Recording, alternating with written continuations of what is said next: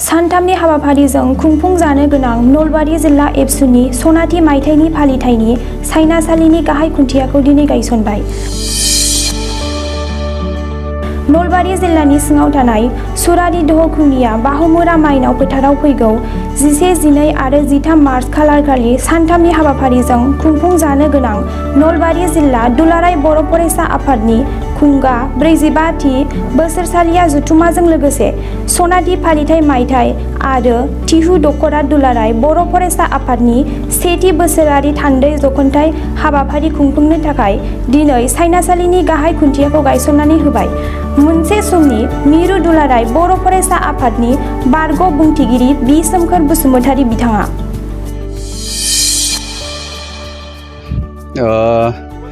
गिबि गिबियावनो नोंथांमोननि बड'लेण्ड रादाबनिसिम आंनि रायजो राजासिम गाहाम हामलायनायखौ बावहरग्रोबाय। दा दिनै नैबेवहाय नलबारि जिल्ला दुलाराय बर' फरायसा आफाद दा दिनै आंखौ बहाय आलासि महरै हांख्रायना लाबोनानै बिथांमोननि जि फैगौ 50थि बोसोरसालिया जथुमा बे जथुमानि जिखिनि जथुमा खुंनो थाखाय बिथांमोना लाहार फाहार खालामदों बेनि गाहाय खुन्थियाखौ दिनै बिथांमोना गायसननो थाखाय आंखौ आलासि हिसाबै बहाय लिंबोदोंमोन आरो आं दिनै बहाय बिथांमोननि बे लाइ खुन्थिया गायसननायाव बे खुन्थियाखौ गायसननो थाखाय आं आलासि महरै फैनानै गायसननानै होफैनाय जादों। बियो नलबारि जिल्लानि खुरादि दखनिया ओनसोल बियो। बेखौ बिथांमोना कनफारेन्सनि थाखाय मोनसे माइनाव फोथार होननानै मुं होनानै लादों आरो बे हिसाबैनो बे जथुमसालिया बे माइनाव फोथारावनो जागोन। बे समाव आं बेखौनो बुंनो लुबैदों जे दिनै नलबारि जिल्ला आरो गोदोथ' जोङो बाक्सा जिल्ला जों जयै दंफायोमोन नालाय नलबारि जिल्लायाबो, नाथाय 2003 मायथाइयाव BTC सुक्ति जानाय लोगो लोगो साहानि गुवार बर' ओनसोला बाक्सा जिल्लायाव हाबनायनि उनावहाय नैबे खोलाथिं जेसेबां बर' ओनसोलफोर दङ बेखौ लानानै मोनसे नलबारि जिल्ला दाफुंनाय जायो आरो बे नलबारि जिल्लाया दासिमबो खुब मोजाङैनो सोलिनानै दङ। बेखिनि खोला फारसेथिं जेसेबां बर' रायजो राजा दं बेखौ लानानै आरो दिनै आं बिथांमोनखौ खावलायदों जे बिथांमोना दुलाराय बर' फरायसा आफादखौ दिनैनि समाव फोथांना लाखिनाया जोबोद गोनां आरो बियो थांनानैबो थागोन। मानो होनबा बेखिनि ओनसोलनि गोबां रायजो राजायानो खुब सिनसियार गावनि हारिनि साननाय हनाय मावनाय दांनाय बेलायाव, बेनिखायनो दिनैसिमबो दुलाराय बर' फरायसा आफादखौ बिथांमोना गोख्रैनो फोथांना लाखिदों आरो बेखौ उनाव फोथांना लाखिबाय थाथों आं बेखौनो बिथांमोननिसिम खावलायनो हरबाय। दिनै 15 फेब्रुवारि दुलाराय बर' फरायसा आफादनि 55थि जोनोम सान, बेजों लोब्बा लाखिनानै नलबारि जिल्ला दुलाराय बर' फरायसा आफादा फैगौ 11, 12 आरो 13 बे मार्चआव बे सानथामनि हाबाफारि लानानै तिहु दखरानि सिङाव थानाय दगावनिया सुरादि बामुरा बे फैलाव माइनाव फोथाराव सानथामनि हाबाफारि लानानै खुंफुंनो थाखाय जोङो लाहार फाहार खालामनाय जादों।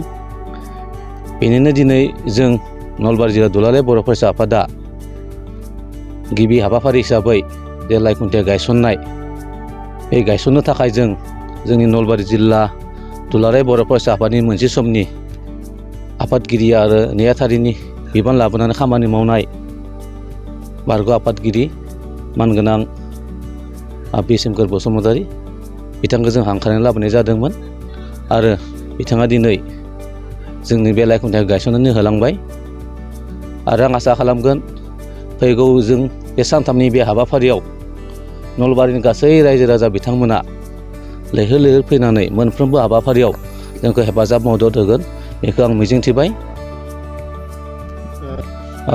जोंहा हाबाफारि बायदिहाय गिबि सानखालि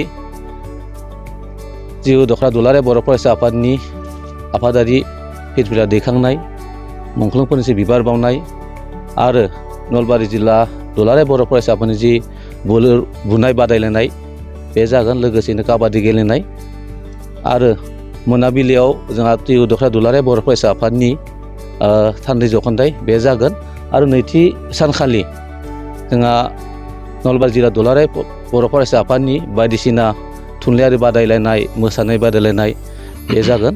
लोगोसेनो मोनाबिलियाव जोंहा आलारि बाथि सावनाय आरो 6 बाजियाव मोनानि जोंहा जिल्लानि थान्दै मेल जागोन आरो थामथि सानखालि थामहिनबा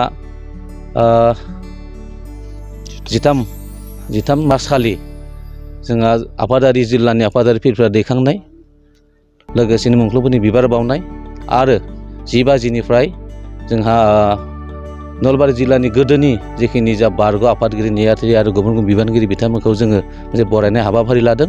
गिबियावनो आङो बड'लेण्ड बुब्लिनिसिम साबायखर बावहरग्रोबाय। दिनै नलबारि जिल्ला बर' फरायसा आफाद दुलाराय बर' फरायसा आफादनि दा सनाथि मायथाइ फालिथाय लोगोसे 45थि फुंगा 44थि बोसोरसा जथुम्मानि टिउ आनसलिकनि सेथि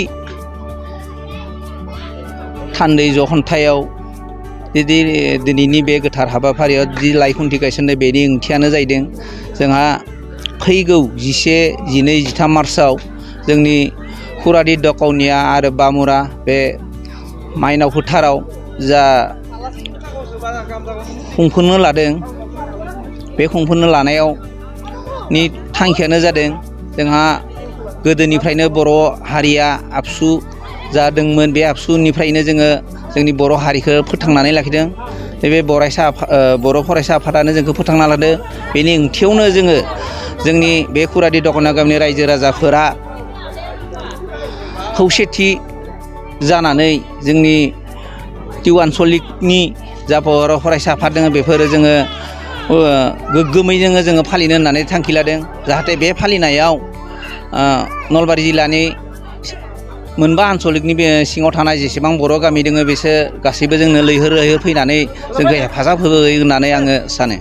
माबायदि लाहार फाहारा ओरैबायदि जाहैगोन जोंहा फुंगा बे 44थियाव जोंनि बे फैलाव फोथाराव फैनानै जोङो बर' हारिनि खौसेखौ लाखिनानै बा बर' हारिया माबायदि गोमोरलांनानै गुबुन हारिनि राव सोलोंनानै बा बर' जाथिनि गुदि फरायसालि बा गेजेर फरायसालि गोजौ फरायसालिफोरा गोमालांदों बेनि बागैबो जोङो डेलिगेटआव जोङो सावरायलायगोन। बेनि थाखायनो जोङो बे जोंनि बे खुरादि आरो दकाउनिया माइनाव फोथाराव जोङो बे हाबाफारिखौ लानाय जादों।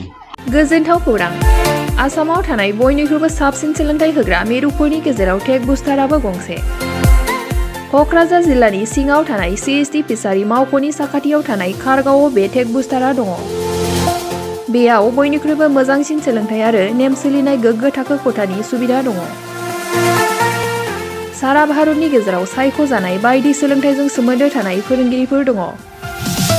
टेक बुस्टाराव प्रफेशनेल जार्नालिस्ट आरो टेकनिकेल कर्सफोरखौ होनाय जायो। 24 घन्टा रैखाथिनि थाखाय मोजां सुबिदा आरो टेक बुस्टारा नोंथांमोनखौ सौहैहोगोन नोंथांनि थांखिसिम। टेक बुस्टारा नोंथांनि सिमांखौ जाफुंसारनांगौनि थाखाय गांल' नङा साहस आरो गोहोबो होगोन। सोलोंथाइ लाखांनायनि उनाव 100% प्लेसमेन्टनि खाबु दङ। सोलोंनो गोसो गुदुं बिथांमोना 9395695095 जानबुं नाम्बाराव जगाजग खालामनो हागोन।